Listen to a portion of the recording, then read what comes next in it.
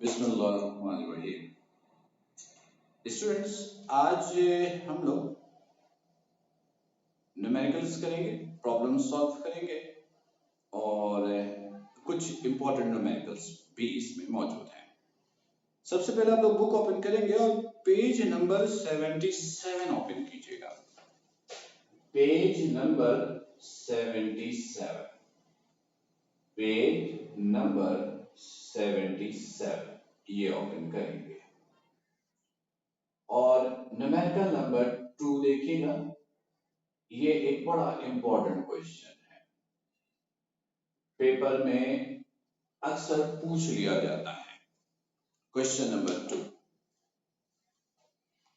आप सब बुक में देख रहे हैं जी, मैं पढ़ रहा हूं, आप लोग देखिएगा। स्टूडेंट्स, कहता है 2 point charges +1 into 10 raised to power -4 coulomb and -1 into 10 raised to power -4 coulomb are placed at a distance of 40 centimeter from each other। यानी सिचुएशन ये है, एक चार्ज ये है +1 into 10 raised to power -4 coulomb. एक दूसरा चार्ज ये है -1 into 10 raised to power -4 coulomb. कह रहे हैं ये दोनों एक दूसरे से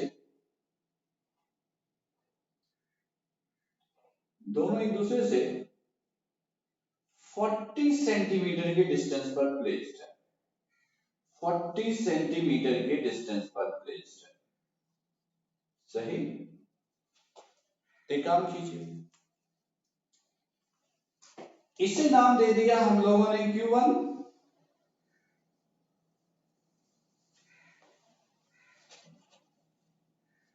इसे नाम दे दिया हम लोगों ने Q2 और इसे हमने नाम दे दिया R। क्लियर? फिर क्या कहता है देखिएगा, कहता है a charge +6 into 10 raised to power -5 coulomb is placed midway between them। एक charge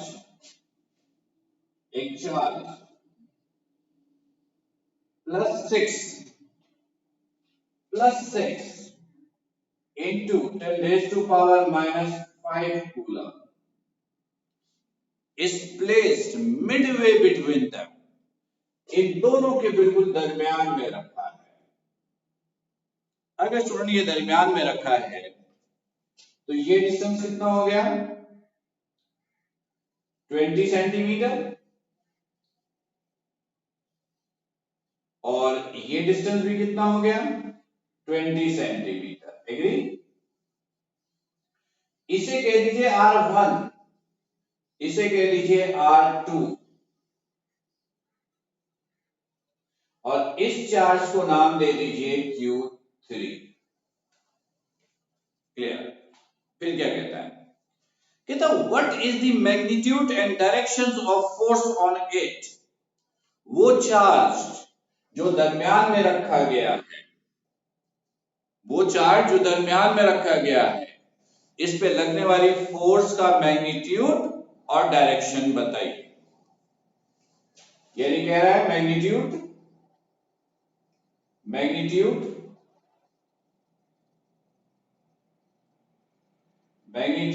and direction of force on charge Q3 ये आपको मालूम करनी है। ये है क्वेश्चंस ये है स्टूडेंट्स के दो चार्ज हैं, दोनों की वैल्यू गिवन है, दोनों एक दूसरे से 40 सेंटीमीटर के डिस्टेंस पर है। फिर एक नया चार्ज उन दोनों चार्ज के बिल्कुल दरमियान में रख दिया है। तो आपको बताना है कि वो चार्ज जिसे दरमियान में रखा गया है उस पे लगने वाली फोर्स का मैग्नीट्यूड और डायरेक्शन क्या है। Question clear? ओके, आते हैं सॉल्यूशंस की तरफ। अच्छी तरह समझिएगा। इस तरह के बहुत सारे क्वेश्चंस आपको मिलेंगे सॉल्व करने के लिए। सबसे पहला काम ये करेंगे कि हम मालूम करेंगे कि जिस चार्ज पर फोर्स कैलकुलेट करनी है उस पर कितनी फोर्स लग रही है और उनकी डायरेक्शन क्या है। How many number of forces are acted on this charge and what are their direction? जिस चार्ज पर फोर्स निकालनी है उस पर कितनी फोर्सेस लग रही हैं और उनकी डायरेक्शन क्या है, ये आपका पहला स्टेप है। Step clear? चलो इसमें सबसे पहले ये पता करते हैं कि इस पर फोर्स कितनी लग रही है। तो उसका आसान सा तरीका है, जिस चार्ज पे फोर्स निकालनी है ना उसके अलावा देख लीजिए यहाँ पे कितने चार्जेस हैं, दो चार्जेस हैं, 1 2। जितने चार्जेस इतनी फोर्सेस, सिंपल सा रूल है। इस पे फोर्स निकालनी है, इसे हटा दीजिए। इसके अलावा देख लीजिए कितने चार्जेस हैं, दो, 1 2, तो दो फोर्सेस हैं। हर चार्ज इंडिविजुअली एक सिंगल फोर्स एक्ट करता है। इसकी अप्लाइड फोर्स को F1 कहेंगे और इसकी अप्लाइड फोर्स को F2 कहिए। चलो ये तो हमने मालूम किया है, how many number of forces are acting on this charge. अब मालूम क्या करना है, इनकी डायरेक्शन क्या है। अब ये कैसे मालूम करेंगे देखिएगा। F1 इस चार्ज और इस चार्ज के दरमियान फोर्स है। ये चार्ज क्या है, प्लस का, ये क्या है, प्लस का। प्लस प्लस के दरमियान क्या होता है, रिपल्जन। ये प्लस प्लस प्लस के दरमियान क्या होता है, रिपल्जन। तो बताइए रिपल्जन की वजह से ये चार्ज, रिपल्जन की वजह से ये चार्ज किस डायरेक्शन में मूव करेगा। तो रिपल्जन की वजह से ये चार्ज इधर जाएगा, ये चार्ज इधर जाएगा, यानी ऐसे ऐसे ऐसे ऐसे। तो हमें फोर्स इसकी निकालनी है तो हम सिर्फ इसकी डायरेक्शन देखेंगे। तो ये चार्ज किधर मूव करेगा, टुवर्ड्स राइट। तो ये बस F1 की डायरेक्शन हो गई, towards right. Clear?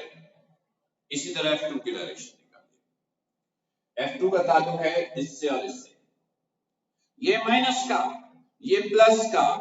Minus plus के दरमियान क्या होता है, अट्रैक्शन। अट्रैक्शन की वजह से क्या होगा, ये दोनों इस डायरेक्शन में मूव करेंगे ऐसे। ये जाएगा इधर, ये जाएगा इधर। हमें फोर्स इस पे निकालनी है, इस पे निकालनी है, तो हम इसे कंसीडर करेंगे। ये किधर जा रहा है, टुवर्ड्स राइट। तो ये F2 की डायरेक्शन है, टुवर्ड्स राइट। ये था आपका स्टेप नंबर 1।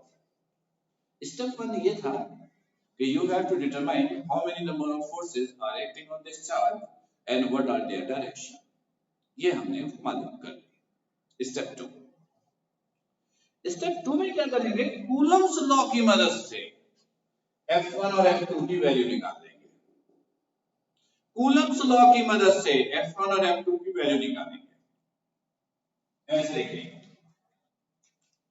हमने कहा फॉर F1,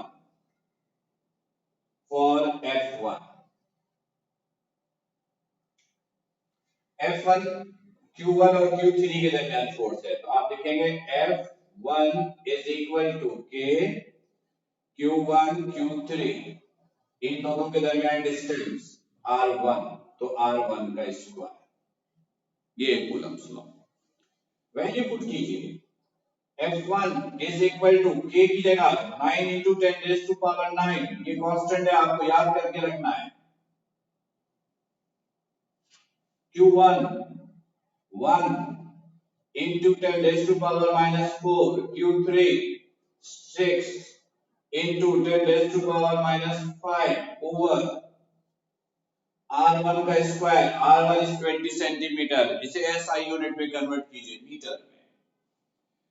सेंटीमीटर को मीटर में लाने के लिए क्या करेंगे, 100 से डिवाइड, तो ये हो गया 0.2, दिस इज 0.2 का स्क्वायर। कैलकुलेटर की मदद से इसे सॉल्व कीजिए, तो ये आएगा 27 1450 न्यूटन।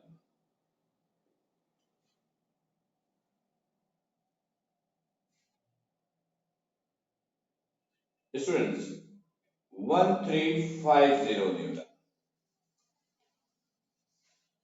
कैलकुलेटर की मदद से आप इसको सॉल्व करेंगे तो ये आएगा 1350 न्यूटन। ठीक, ओके स्टूडेंट। बिल्कुल इसी तरह आप F2 कैलकुलेट करेंगे तो आपने कहा for F2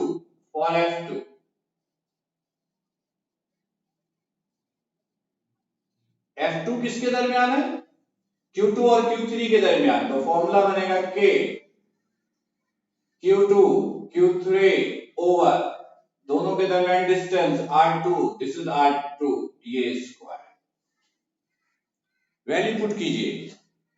F2 is equal to K की जगह 9 into 10 raised to power 9 Q2 minus this. Student याद रखेगा फॉर्मूले में जब भी चार्ज की वैल्यू पुट करेंगे, फॉर्मूले में जब भी चार्ज की वैल्यू पुट करेंगे, वैल्यू हमेशा प्लस में पुट होंगी, वैल्यू हमेशा प्लस में पुट होंगी। माइनस या प्लस का साइन ये डायरेक्शंस की डिटरमिनेशन के लिए होता है। फॉर्मूले में जब भी वैल्यू पुट करेंगे, वैल्यू हमेशा प्लस में। तो Q2 की जगह पुट किया 1 into 10 raised to power minus 4, Q3 6 into 10 raised to power minus 5 over R2 is 20 centimetre यानी 0.2 मीटर में कन्वर्ट करके पुट किया। इसे सॉल्व करेंगे कैलकुलेटर की मदद से तो ये भी आएगा 1350 न्यूटन। स्टूडेंट ये था step number 2। Step number 3 student step 3 में क्या करेंगे? इन दोनों फोर्सेस का रिजल्टेंट निकालेंगे। इन दोनों फोर्सेस का रिजल्टेंट निकालेंगे। स्टूडेंट रिजल्टेंट निकालने के लिए मैंने आपको 4 ऑप्शन दिए थे, 4 फॉर्मूले दिए थे, 4 मेथड दिए थे। पहला, two forces are in same direction. Number 2, two forces are in opposite direction. Number 3, two forces are perpendicular to each other. And number 4, two forces are making some angle from each other. यहां पर कौन सा case exist कर रहा है? दोनों forces same direction में apply हो रही हैं, दोनों की डायरेक्शन सेम है, तो रिजल्टेंट के लिए क्या करोगे? सिंपली प्लस करोगे। तो स्टेप 3 में इन दोनों का रिजल्टेंट निकाला। F is equal to F1 plus F2. F is equal to 1350 plus F2 1350 plus किया तो ये हो गया 2700 न्यूटन। एक्सपोनेंट में लिखा तो 2.700 पावर 3 न्यूटन। ये रिजल्टेंट फोर्स का मैग्नीट्यूड आ गया। स्टूडेंट स्टेप नंबर 4 और लास्ट स्टेप जिसमें आपको रिजल्टेंट की डायरेक्शन निकालनी है।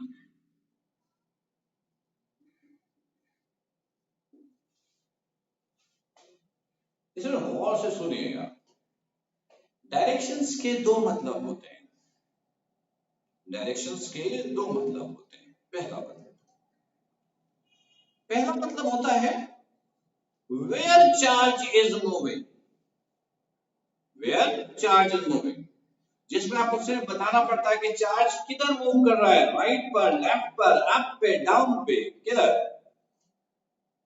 दूसरा मतलब डायरेक्शन का मतलब होता है you have to calculate angle of the resultant from X axis.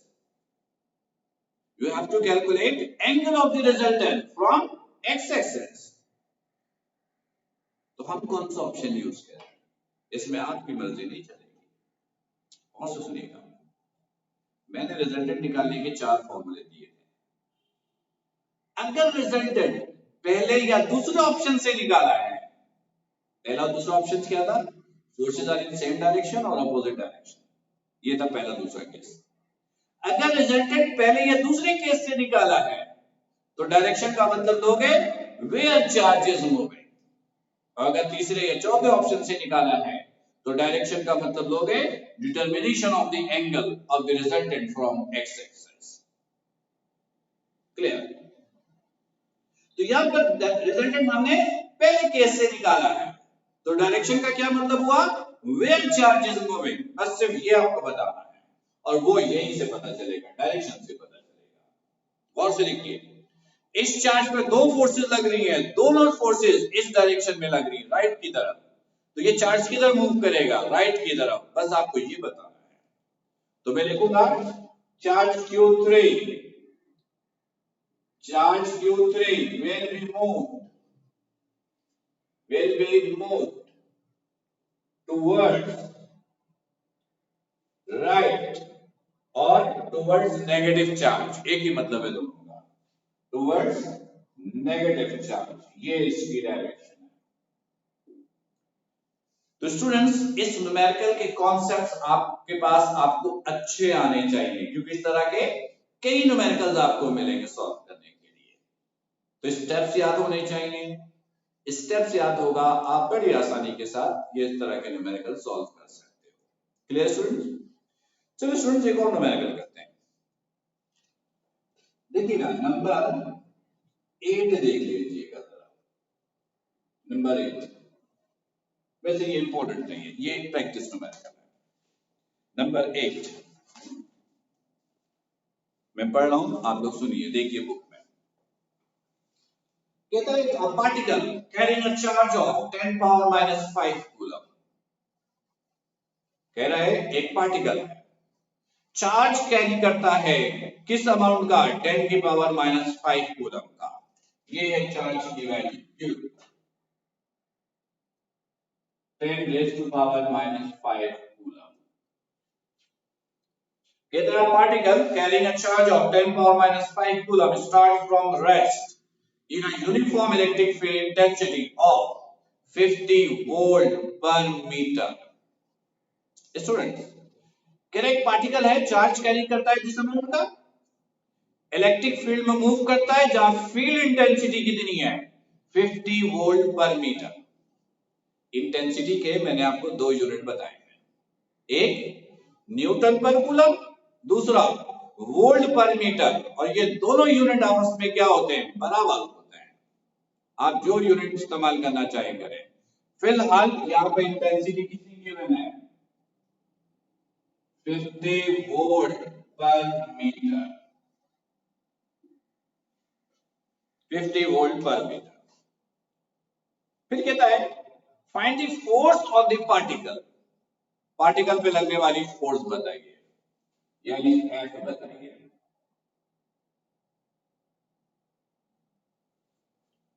इसका अगला हिस्सा भी है, and the kinetic energy it requires, और काइनेटिक एनर्जी भी बताइए, के ई भी बताइए। Find the kinetic energy it requires when it has moved 1 metre. Charge ने कितना डिस्टेंस कवर किया है? 1 मीटर का डिस्टेंस कवर किया है, ये 1 मीटर, ये रिक्वायर्ड है। Clear students?